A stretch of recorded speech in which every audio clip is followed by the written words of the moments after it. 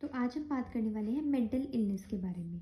So mental illness is maladjustment in living, basically disorganization हो जाना living में।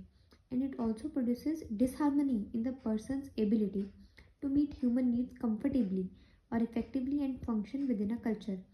सो जो भी जैसे पर्सन की डेली एक्टिविटीज़ होती है उसके अंदर भी अगर कोई हमें हिंड्रेंस दिखाई दे या हमें पता लग रहा है कि पेशेंट को कुछ सुनाई दे रहा है, वो किसी और से बातें कर रहा है, तो वो सब किस में आता है? मेंटल इलनेस में आता है।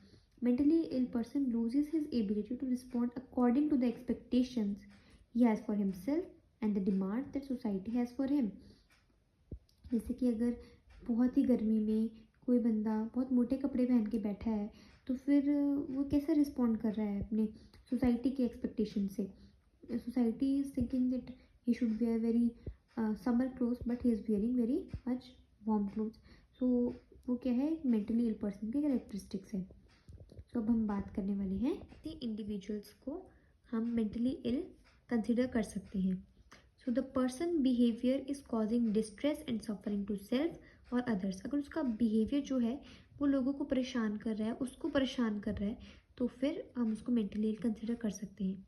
And if the person's behaviour is causing disturbance in his day to day activities, job and interpersonal relationships, then also he can be considered as mentally ill. Definition है हमारे पास WHO के according. So it is mental and behavioural disorders are understood as clinically significant conditions characterized by alterations in thinking, mood are considered as emotions, or behavior associated with personal distress and impaired functioning. तो अगर कोई भी alteration हो गई है thinking में, सोचने में या मूड में, जैसे अगर किसी की डेथ हो गई है और कोई बंदा वहाँ पे हंस रहा है, सो उसका मूड और emotions are not matching with the surrounding environment. So या फिर और behaviour associated with the personal distress और इम्पेयर्ड फंक्शनिंग। सो ये WHO ने हमें डेफिनेशन दी थी मेंटल इलनेस की। बात करेंगे characteristics of mental illness. So changes in one's thinking, memory, perception, feeling and judgement, resulting in changes in talk and behavior which appear to be deviant from previous personality or from the norms of community.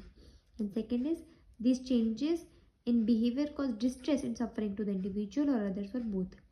And third is, changes and the consequent distress cause disturbance in day-to-day activities, work and relationship with important others.